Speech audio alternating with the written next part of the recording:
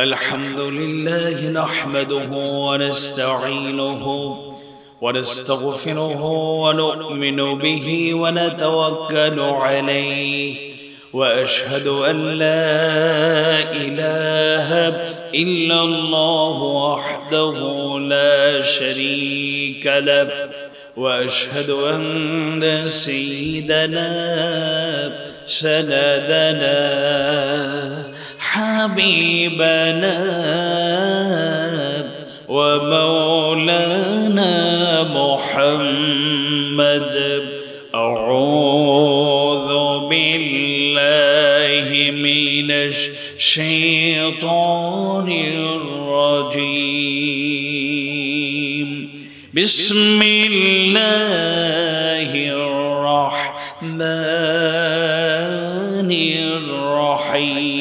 الرحيم هو يحيي ويميت وإليه ترجعون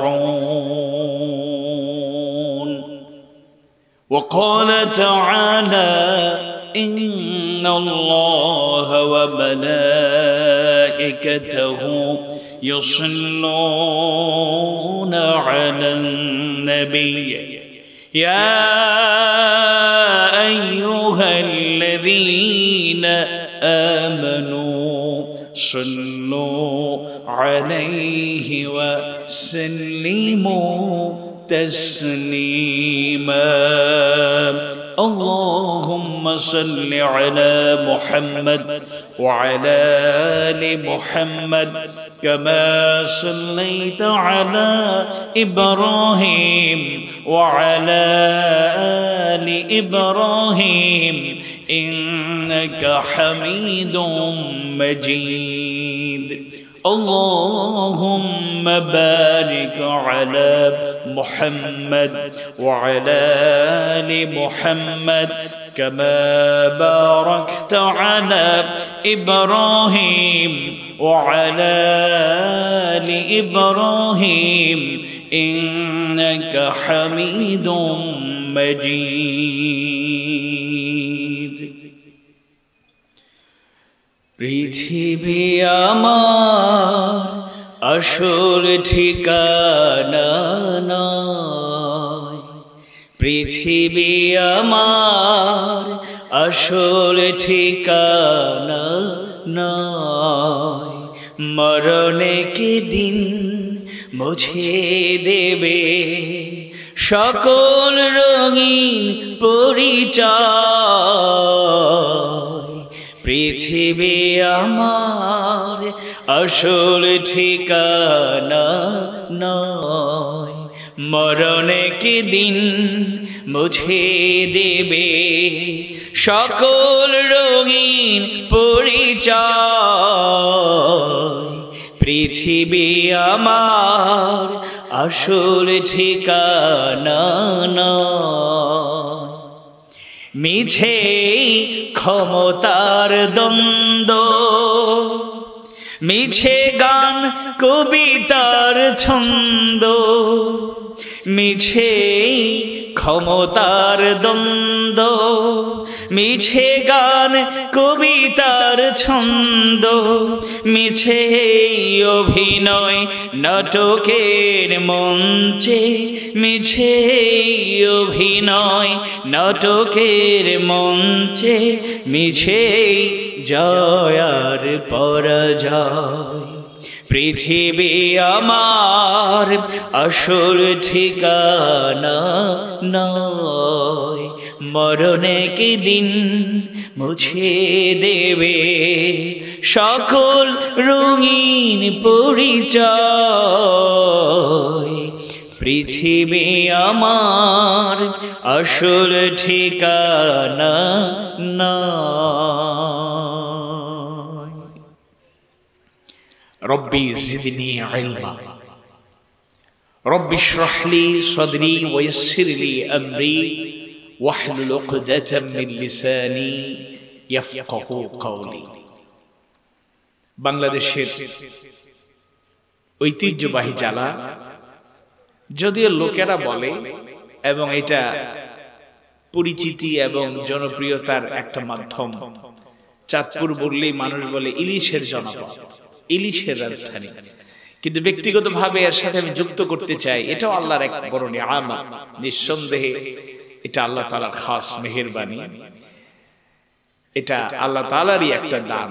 কিন্তু মূল পরিচয় সেটা নয়। আসল পরিচয় চাঁদপুর হচ্ছে আলেমদের একটি জনপদ, পীর মাশায়েখ তাওহীদ প্রিয় মানুষের একটি সুন্দর আবাসস্থল। এই পরিচয়ই বড় পরিচয়, যে ঘোষণা করতে পারি ইন্নানী মিনাল মুসলিমিন, নিশ্চয়ই আমি মুসলমানের অন্তর্ভুক্ত, আই এম মুসলিম। এই কথার চাইতে আমাদের জন্য গর্বের আর কিছু নেই। সেই ঐতিহ্যবাহী প্রাণের আবেগের সাথে মিশে থাকা মতলব উপজেলারই গুরুত্বপূর্ণ একটি জনপদ দক্ষিণ আধারা, আলেমে দ্বীন, হাফেজে কোরআন, মুফাসসিরিন, ওয়াইজিন, দাঈ আল্লাহ তৈরি করার উদ্দেশ্যে প্রতিষ্ঠিত মদিনাতুল উলুম নুরানী হাফিজিয়া মাদ্রাসা ওয়া ইয়াতীমখানার উদ্যোগে আয়োজিত চতুর্থ বার্ষিক তাফসীরুল কোরআন মাহফিলের সমাপনী অধিবেশনের আজকের এই মাহফিলে আসতে পেরে আপনারা খুশি না বেজার? আওয়াজ বাড়িয়ে বলুন তো, বেশি না কম? না সিলেটি হুজুর ভাইয়া বেশি খুশি হইছে? ইতা কিতা তাইন কিতা ওয়াজ করবা, সিলেটি মাথুন মাল্লাই কিতা আমরা আইছি না। তা আমি এখন পর্যন্ত কিতা সিলেটি মাত মারছি না, ও শুরু করলাম মাত্র।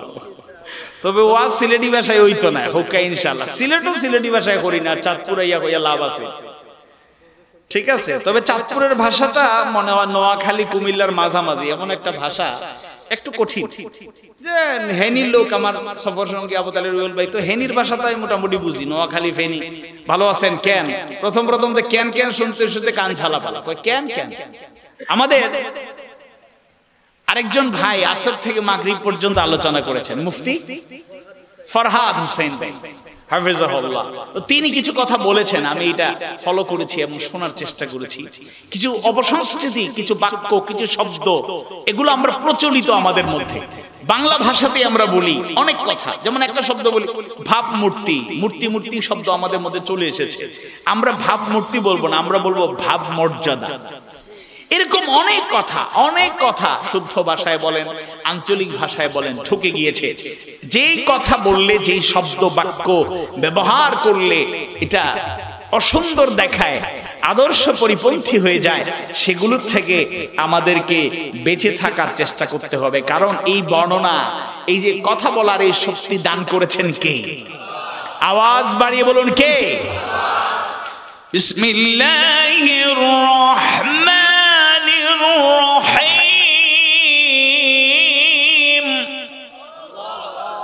আর-রহমানু আল্লামাল কুরআন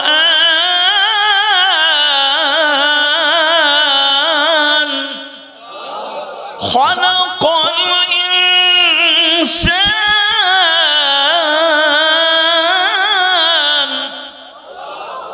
আল্লামাহুল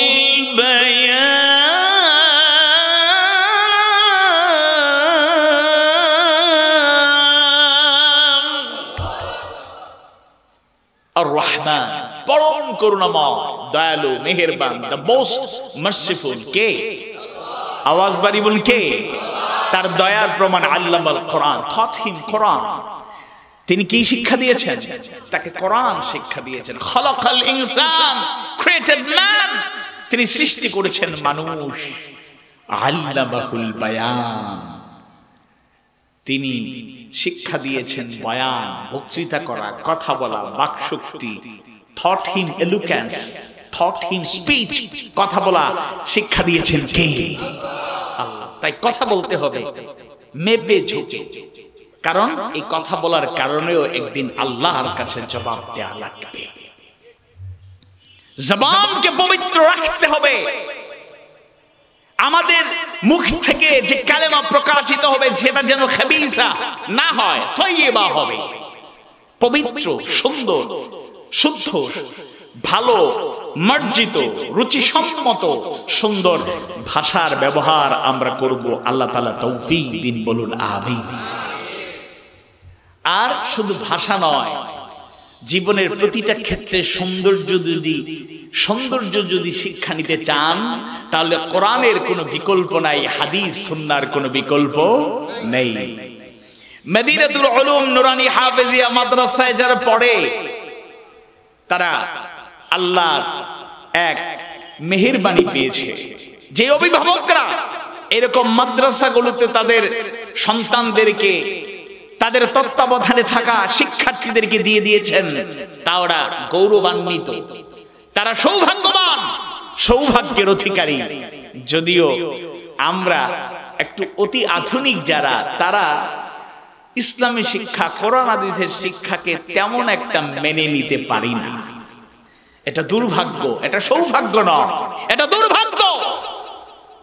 বাংলাদেশ 90%, 92% মুসলমানের দেশ।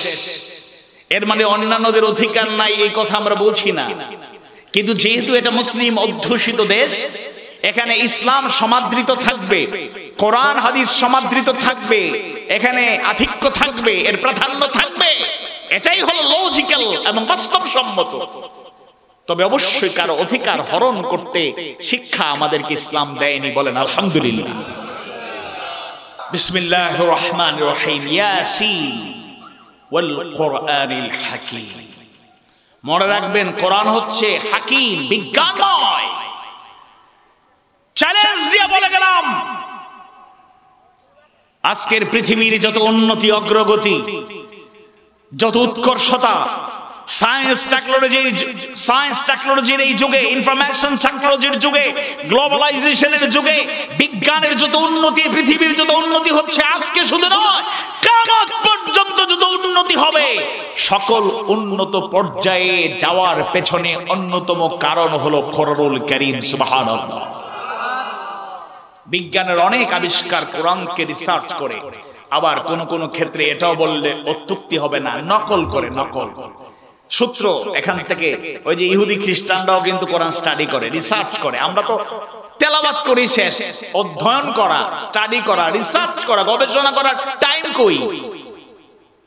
আর যারা একটু গবেষণা করবো তারা ফতুয়া মাইরা বসে থাকবে। ভাই, সবাই কোরআনের ধারে কাছে আসার দরকার নেই, আমরা যা বলবো এটা শুনে নেন। নাউযুবিল্লাহ।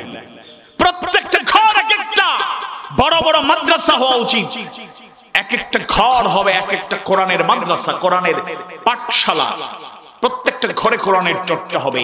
যেদিন এই সিচুয়েশন তৈরি হবে, ওই দিন আমাদের ঘরে ঘরে শান্তি আসবে। এছাড়া কিয়ামত পর্যন্ত শান্তির আশা করে কোনো ফায়দা নেই। ইমানদার ভাইয়েরা, বুঝার চেষ্টা করুন। মাদ্রাসার মাহফিলে এসে মাদ্রাসার প্রশংসা করছি, গুণকীর্তন করছি, ব্যাপারটা এরকম নয়, ব্যাপারটা এরকম নয়। ঢাকা বিশ্ববিদ্যালয়ের প্রখ্যাত একজন অধ্যাপক টকশোতে এসে একবারে ইতিহাস বাস্তবতার নিরিখে যুক্তি প্রমাণ দলিল দিয়ে তিনি প্রমাণ করেছেন, ইউরোপীয় সভ্যতা গোটা দুনিয়ার বড় বড় বিশ্ববিদ্যালয় স্থাপনের যে ইতিহাস, আর যে ঐতিহ্য, আর যে গর্বের বহিঃপ্রকাশ ঘটে, মাদ্রাসাকে অবহেলা করার কোন সুযোগ নাই। দুনিয়ার যত বড় বড় বিশ্ববিদ্যালয়, শিক্ষার যত উন্নতি হয়েছে, পূর্ববর্তীতে দ্বীনি শিক্ষা, নিজাম, দর্সে নিজাম, এগুলোর থেকে, ওইগুলোর থেকে, শিক্ষা ব্যবস্থা থেকে শিক্ষা নিয়ে তথ্য উপাত্ত সংগ্রহ করে বড় বড় বিশ্ববিদ্যালয়ে পরিচালিত হচ্ছে। সুবহানাল্লাহ। ইসলাম কখনোই জ্ঞান বিজ্ঞানকে অস্বীকার করে না, কখনোই মানুষকে অজ্ঞতার দিকে ঠেলে দেয় না। অসংখ্য গণিত দলিল কোরআনে পাওয়া যায়, রাসূলের বর্ণনায় পাওয়া যায়। আল্লাহ সুবহানাহু ওয়া তাআলা সূরা জুমারের 9 নম্বর আয়াতে কারিমায় জানায়া দেন, কুল হাল ইয়াস্তাউইল্লাযীনা ইয়া'লামুনা ওয়াল্লাযীনা লা ইয়া'লামুন।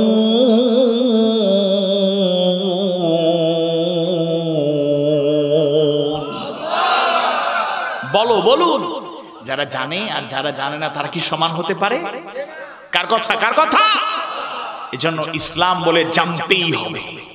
ইসলামের ধারক বাহক যারা, এরা সবচাইতে বড় জ্ঞানী, সবচেয়ে বেশি জানলে ভালো লোক, নলেজেবল পারসন তাদেরকে হতে হবে। আজকে দুনিয়ায় আমরা এত অবহেলিত, নির্যাতিত, নিপীড়িত, নিগৃহীত, শুধু ইহুদি নাসারাদের গালি দিয়া কোনো ফায়দা নাই। হ্যাঁ, প্রতিবাদ করতে হবে অন্যায়ের, ঠিক আছে, কিন্তু আত্মবিশ্লেষণ করতে হবে। আমরা আজকে পেছনে পড়ে গেলাম, কারণ হলো আমরা জ্ঞানের দিক থেকে, বুদ্ধির দিক থেকে, আমলের দিক থেকে, ইমানের দিক থেকে, সব দিক থেকে অধঃপতিত। সূরা মুজাদালার 11 নম্বর আয়াত কারিমায় আল্লাহ সুবহানাহু ওয়া তাআলা জানিয়ে দেন, ইয়ারফা'িল্লাহু আল্লাযীনা আমানু মিনকুম ওয়াল্লাযীনা উতুল ইলমা দারাজাত। অর্থাৎ যাদেরকে জ্ঞান দান করা হয়েছে আল্লাহ তাদেরকে বহু মর্যাদায় উন্নত করবেন। আওয়াজ বাড়িয়ে বলুন আল্লাহু আকবার। আরো গুরুত্বপূর্ণ কথা আল্লাহ তাআলা সূরা ফাতিরের 28 নম্বর আয়াত কারিমায় জানিয়ে দেন, ইন্নামা ইয়াখশাল্লাহা মিন ইবাদিহিল উলামা। আল্লাহ বান্দাদের, আল্লাহর বান্দাদের মধ্যে আলেমরাই, জ্ঞানীরাই তাকে ভয় করে থাকে। সুবহানাল্লাহ। মুমিনদের মাঝে যারা যত বেশি কোরআন জানবে, মুমিন মুমিনাদের মাঝে যারা যত বেশি হাদিস সুন্নাহ সম্পর্কে জানবে, মুমিন মুমিনার মাঝে যারা ইসলাম সম্পর্কে যত বেশি জানবে, তারা তত বেশি আল্লাহকে ভয় করবে। ভীরুদের কাতারে, মুত্তাকীদের কাতারে শামিল হবে। যারা যত কম জানে আল্লাহর ভয় তাদের অন্তরে তত কম থাকে। অনেক লোকেরা কষ্ট নেবেন না, গ্রামে গঞ্জে অনেক মুরব্বিদের বলতে আমরা শুনি, মাদ্রাসার আলেমদেরকে দেখলেই বলেন হুজুর, ইমামদের খতিবদের বললে দেখলেই বলেন হুজুর আপনারা তো বড় বিপদে, কারণ জানেন বেশি, আপনাদের জবাবদিহিতা বেশি, আমরা কম জানি, আমরা সহজেই জাহান্নাম থেকে বাঁচতে পারবো, প্রশ্ন কম হবে। বলেন নাউযুবিল্লাহ। এটা আপনার জাহেলিয়াত, অজ্ঞতা, ইগনোরেন্স, এটা আপনার দুর্বলতা। বরং ইসলাম শেখায় যে যে অবস্থানে থাকি না কেন বেশি বেশি করে জানার আগ্রহ থাকতে হবে।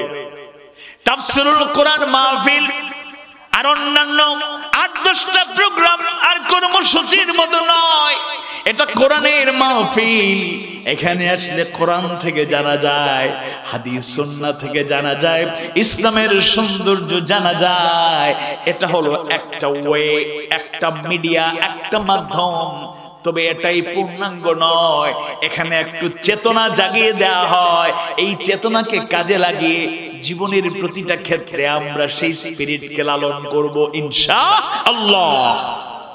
এখানে মাহফিল একদিন শুনলাম, আরো 2-4টা মাহফিল শুনলাম, অনেক কিছু জানলাম না। আপনাকে সেই প্র্যাকটিসিং অবস্থানে যেতে হবে। এমন একটা দিন যেন না যায় একটা আয়াত আমি অন্তত অর্থ ব্যাখ্যা যদি পড়তে নাও পাই, সময় অর্থ সহ একটা আয়াত পড়তে পারলাম না, বুঝতে পারলাম না, যেন রাত না হয়, ঘুমাতে না যাই। এমন একটা দিন যেন অতিবাহিত না হয় একটা হাদিস আমি পড়লাম না। হতে পারে এটা এই হাদিসটা আবার পড়েছি, কিন্তু আবার পড়তে হবে। কোরআন হাদিস বারবার পড়লে ঈমান বাড়ে না কমে? বিশেষ করে কোরআন পড়লে ঈমান বাড়ে না কমে? আওয়াজ বাড়িয়ে বলুন, বাড়ে না কমে? ওয়াইযা তুলিয়াত আলাইহিম আয়াতুহু যাদাতুহুম ঈমানা। যখন তাদের সামনে তেলাওয়াত করা হয় তখন তাদের ঈমান বেড়ে যায়। এটা কার বৈশিষ্ট্য? মুমিনের বৈশিষ্ট্য। এটা কার বৈশিষ্ট্য? আপনি যদি মুমিন হন, কোরআনের তেলাওয়াত শুনলে ঈমান বাড়বে। হাদিস সুন্নাহর সেই অধ্যয়ন শুনলে বা পড়লে আপনার মধ্যে ঈমান বাড়বে।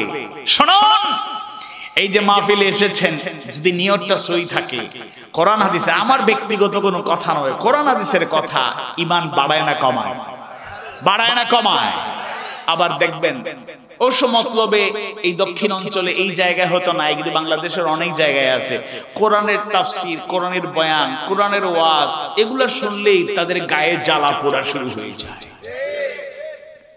আপনার মেয়েকেও সুযোগ থাকলে ডাক্তার বানান। আপনি বলবেন ডাক্তার বানাবো কেন? মেয়েরা ডাক্তার হতে গেলে তো বেপরদা, পড়ালেখা এই সে সব মিলে সব শেষ। তাহলে আপনি আমার প্রশ্নের জবাব দিন, আপনার আম্মা অসুস্থ হলে যদি আপনি মেডিকেলে যান, হসপিটালে যান, ক্লিনিকে যান, ডাক্তারের কাছে যান, তাহলে আপনি পুরুষ ডাক্তারকে দেখাতে প্রস্তুত? আপনার স্ত্রী অসুস্থ হলে যদি মহিলা ডাক্তার না থাকে, তাহলে পুরুষদের আপনি দেখান, আপনার মেয়েকে দেখান, বোনকে দেখান। এই ক্ষেত্রে এত গোড়ামি কাম্য নয়, এক্ষেত্রে একটু উদারতা আমি প্রত্যাশা করছি। সেটা হচ্ছে, হ্যাঁ, আমরা এমন ডাক্তার চাই না লোকেরা বলবে ডাক্তার না কষাই।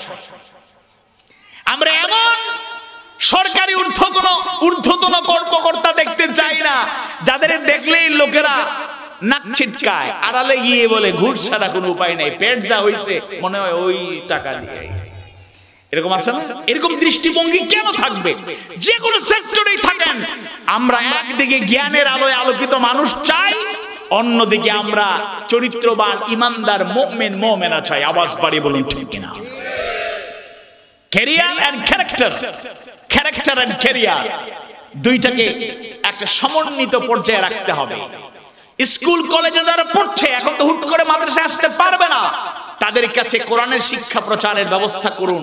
তারা বাড়িতে থেকে কিংবা এমন ব্যবস্থাপনা করুন, আপনারা যে আমাদের বলুল ভাইরা বলছেন একটা প্রতিষ্ঠিত একটা বড় পাঠাগার করবেন, এরকম গ্রামে গঞ্জে পাঠাগার তৈরি হোক, কোরআনের তাফসীর থাকবে, ইবনে কাসির, ফাতহুল কাদির, জালালাইন, বড় বড় তাফসীরের কিতাব আপনারা রাখবেন, ফি জিলালিল কোরআন, তাফহিমুল কোরআন, এগুলো রাখবেন, আপনারা পড়ার সুযোগ দিবেন। বুখারী, মুসলিম, বড় বড় হাদিসের কিতাবগুলো বাংলায় অনুদিত, এগুলো রাখবেন, এগুলো পড়ার ব্যবস্থা করে দিন। স্কুল কলেজ বিশ্ববিদ্যালয়ের ছাত্রদের হাতে কোরআন তুলে দিন, হাদিস সুন্নাহ ইসলামী সাহিত্য ভান্ডার তুলে দিন। আর মাদ্রাসায় যারা, এবার এই কথা বলে এই পয়েন্ট শেষ করব, সেটা হচ্ছে মসজিদের ইমামতি করা যেভাবে তোমাদের জন্য এটা একটা প্রত্যাশা, কাঙ্ক্ষিত বিষয়, এটাও আমরা চাই। আবার শুধু মসজিদের ইমাম হিসেবে দেখতে চাই না, এমন যোগ্যতা তালিব ইলমদেরকে অর্জন করতে হবে, হাফেজ কোরআন, মুফাসসির কোরআন, মুহাদ্দিস, মুফতি, আলেম দ্বীন, ইমাম, খতিব তারা হবে। মসজিদের ইমামতি করবে যেভাবে, একইভাবে জাতির ইমামতি করার মতো কোয়ালিটি তার মধ্যে গ্রো করবে, এরকম যোগ্যতা সে অর্জন করবে। তার দৌড় শুধু মসজিদ পর্যন্ত না, তার দৌড় সংসদ পর্যন্ত, তার দৌড় আন্তর্জাতিক পরিমণ্ডলে বিশ্বনন্দিত মুফাসসিরের মতো হওয়া চাই। আওয়াজ বাড়িয়ে বলুন ঠিক কিনা? নাকি আপনাদের কষ্ট? সংসদে শুধু গানের শিল্পীরে পাঠাবেন। ওই দিন একটা জাতীয় পত্রিকার রিপোর্ট দেখলাম, এবারের নির্বাচনে একদিকে গানের শিল্পী তো আগে ছিলেন, এবার অভিনেতা, সাথে খেলোয়াড়, এরপরে আবার কৌতুক অভিনেতা একজন দেখলাম, সেও দাঁড়াচ্ছে। কি যে কারবার! হিরো আলম চান্স পায় না। যাই হোক, এই হলো অবস্থা। জাতি কোন দিকে যাচ্ছে? সংসদ, ওইখানে হাজার হাজার কোটি টাকা খরচ হবে ওই গান বাজনা, নৃত্য, কৌতুক, অভিনয়, এগুলোর জন্য প্রতি মিনিটের যে দাম আছে, এই দামকে নিশ্চিত করতে হবে। আপনাদের আমাদেরকে, এটা কোনো পলিটিক্যাল নয়, আমি নাগরিক হিসাবে আমার অধিকারের কথা বলছি, কোন দলের পক্ষে বিপক্ষে বলছি না। সেই লোকগুলোকে আমাদের নেতৃত্বে পাঠান, সেই লোকদেরকে বাছাই করে নিন যারা একদিকে জাগতিক জ্ঞানে জ্ঞানী, গুণী, বিচক্ষণ, আবার যারা দুর্নীতি করে না, সন্ত্রাসী করে না, চাঁদাবাজি করে না, মানুষের অধিকার নষ্ট করে না, ক্ষমতা পাইলে আঙ্গুল ফুলে কলা গাছ হয় না। 5 বছর আগের নির্বাচনে হলফনামায় লাখো টাকা, আর 5 বছর পরে কোটি কোটি টাকা, 10 গুণ 20 গুণ বাড়ছে তো বাড়ছে। কার সম্পদ হারাচ্ছে? আপনি বাজারে গেলে যে টাকা নিয়ে বাজারে যান, সেটা দিয়ে বাজার করে বাড়ি ফিরতে পারেন না, এর আগেই টাকা শেষ, অর্ধেক বাজার করে টাকা শেষ, আর ওনাদের টাকার কোনো অভাব নেই। এজন্য আমরা অনুরোধ করব, আলেম শুধু নিছক আলেম না, এরা মসজিদের ইমামতি করার যোগ্যতা অর্জন করবে, সাথে সাথে তারা জাতির রাহবার হিসাবে ভূমিকা পালন করার মতো ক্যাপাসিটি, ক্যাপাবিলিটি রাখবে। আল্লাহ তাআলা বোঝার তৌফিক দিন, বলুন আমিন। শুরুতেই কোরআনুল কারীমের 10ম সূরা, সূরা ইউনূসের একটি আয়াতে কারিমা আপনাদের সামনে 56 নম্বর আয়াতে কারিমা তেলাওয়াত করেছি। এই সূরা ইউনূসটা গুরুত্বপূর্ণ অর্থবহ একটা সূরা। মুফাসসিরদের বর্ণনায় পাওয়া যায় অধিকাংশরাই একমত এটা মক্কি জীবনের মাঝামাঝি সময়ে নাজিল হয়েছে। এই সূরাটি হচ্ছে মক্কি সূরা। আসুন আল্লাহ তাআলা সেই গুরুত্বপূর্ণ সূরা 10ম সূরা সূরা ইউনূসের 56 নম্বর আয়াতে কারিমায় আমাদেরকে কি জানিয়ে দিলেন কোরআন হাদিস সুন্নাহর আলোকে বাস্তবতা নিরিখে আপনাদেরকে একটু স্মরণ করিয়ে দেই, এরপরে আমি শেষ করব ইনশাআল্লাহ। আউযু বিল্লাহি মিনাশ শাইতানির রাজীম। বিসমিল্লাহির রাহমানির রাহিম। হুয়া ইউহয়ী ওয়া ইউমীতু ওয়া ইলাইহি তুরজাউন। আল্লাহ সুবহানাহু ওয়া তাআলা মানবতার হেদায়েতের কিতাব, মুক্তির একমাত্র গ্যারান্টি, আমাদের প্রাণের স্পন্দন হেদায়েতের কিতাব কোরআনুল কারীমের 10ম সূরা সূরা ইউনূসের 56 নম্বর আয়াতে কারিমায় আল্লাহ তাআলা জানায়া দেন তিনি জীবন দান করেন এবং মৃত্যু ঘটান এবং তার কাছেই তোমাদেরকে প্রত্যাবর্তন হবে, তার কাছেই তোমাদেরকে ফিরে যেতে হবে। আওয়াজ বাড়িয়ে বলুন ঠিক কি না? মৃত্যু জীবন যিনি দান করেন তিনি কে? আরো আস্তে বলেন তিনি কে? আওয়াজ বাড়িয়ে বলুন তিনি কে? আবার মৃত্যু যিনি ঘটাবেন, মালাকুল মউতকে প্রেরণ করবেন, আমরা দুনিয়া ছেড়ে চলে যাব, এই ক্ষমতাও একজনের আছে, এক আযীম সত্তা, তিনি কে? আবার মনে রাখতে হবে আল্লাহ নিজেই বলছেন তার দিকেই আমাদেরকে প্রত্যাবর্তন করতে হবে। এই আয়াত কারিমায় আকাশ ও পৃথিবীর সকল বস্তুর উপর আল্লাহর যে পূর্ণ মালিকানা, আল্লাহর ওয়াদা সত্য, জীবন মরণ তার ইচ্ছায় সংঘটিত হয় এবং তার কাছে সবাইকে ফিরে যেতে হবে, তার প্রমাণ সুস্পষ্টভাবে বর্ণিত হয়েছে। ইমানদার ভাইরা, মুমিন মুমিনা ভাই বোনেরা, আল্লাহ সুবহানাহু ওয়া তাআলা আমাদের খালিক, আমাদের মালিক, আমাদের হায়াত আর মওতের মালিক। আল্লাহ তাআলার সেই বান্দা বান্দিরা যদি এটা ভালো করে অনুভব করতে পারে, তারা নিজেকে পরিপূর্ণ মুমিন মুমিনা হিসেবে গড়ে তুলতে পারবে। আল্লাহ তাআলা তার গ্রহণযোগ্য বান্দাদেরকে এমন ভাবে দেখতে চান। অন্য আয়াতে কারিমায় আল্লাহ সুবহানাহু ওয়া তাআলা জানায়া দেন, قل إن صلاتي ونسكي ومحياي ومماتي لله رب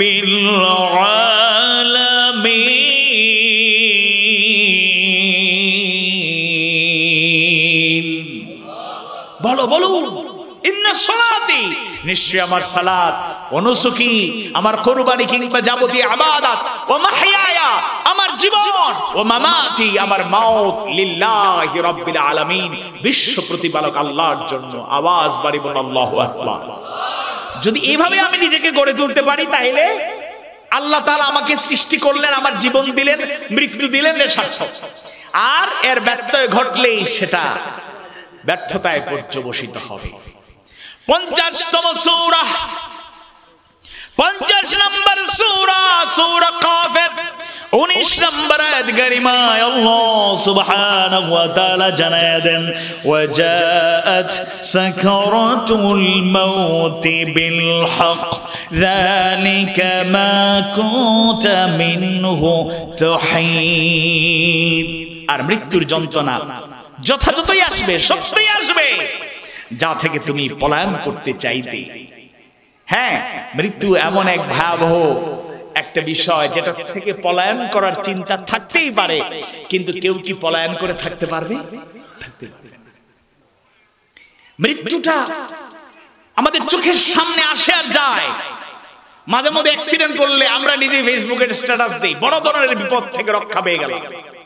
আল্লাহ হেফাজতের মালিক, এরপরে আবার ভুলে যাই না, ভুলে গেলে চলবে না। নিঃসন্দেহে মৃত্যু আসবে। আর এই আয়াত কারিমায় মৃত্যুর সময় কেমন অনুভব করব, এই চিত্রটাও তুলে ধরা হয়েছে।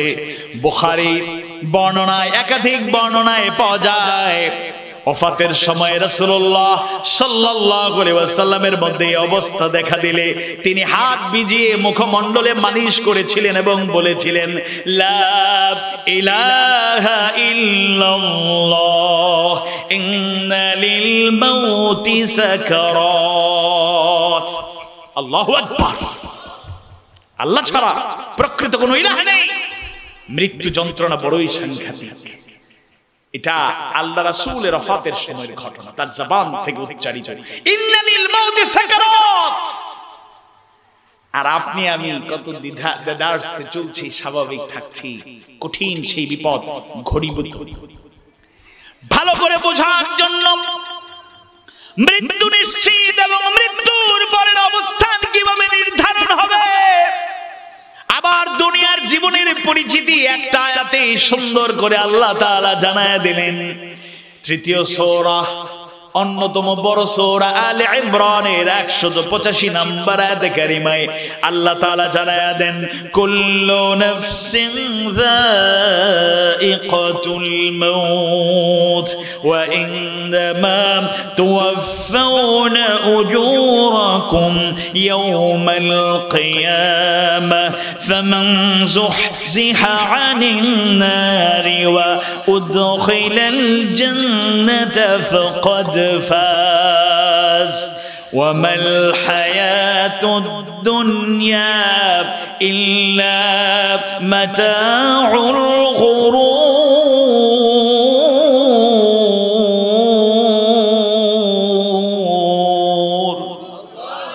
প্রতিটি নফসকে, প্রাণীকে মৃত্যুর স্বাদ আস্বাদন করতে হবে, আর অবশ্যই কিয়ামতের দিনে তাদের প্রতিদান পরিপূর্ণরূপে দেয়া হবে। সুতরাং যাকে জাহান্নাম থেকে দূরে রাখা হবে, যাকে জাহান্নাম থেকে দূরে রাখা হবে এবং জান্নাতে প্রবেশ করানো হবে, সেই সফলতা পাবে। সুবহানাল্লাহ, ফাকাদ ফাজ। যাকে জাহান্নাম থেকে দূরে রাখা হবে আর জান্নাতে প্রবেশ করানো হবে, ফাকাদ ফাজ। সুতরাং সেই হবে সাকসেসফুল, সেই হবে সফল কাম। এরপরে আল্লাহ বলছেন, ওয়া মাল হায়াতুদ দুনিয়া ইল্লা মাতাউল